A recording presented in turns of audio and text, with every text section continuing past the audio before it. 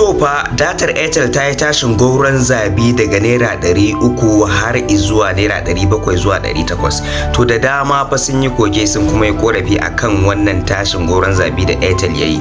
To ba iya Airtel ba dai, da yawa dai wasu suna dan ƙara farashin datar su, har wani offer da ake ba kowa da kowa a layukan sa an daina ba da offer yanzu. Datar Airtel dai ta yi tashin gauron zabi, ta koma naira 800 zuwa naira 700 a wasu wuraren. To da dama dai gaskiya an yi la'akari an ga kamar cewa ana so a ɗauki wannan matakin ne don a rage yawan mutanen da ke amfani da waɗannan kafafen sada zumunta irin su YouTube, TikTok, Facebook da dai sauransu. Wannan dai da yawa kuma sun yi tsokaci suna cewa duk tashin gauron zabi da data zai yi ba iya wai Airtel ba mutane za su siya, saboda da yawa za ku ga a social media ne ko a yanar gizo ne suke samun kuɗaɗen shiga kenan.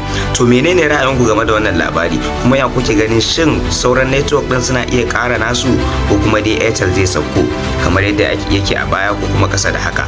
To wannan fa abu ne fa mai matukar jan hankali. Na san dai ya taba masu matsakaita karfi kenan, waɗanda ba sa iya siyan datar, wanda da karfa dai ake a samu ma a sai datar 1 gig a amfani da ita.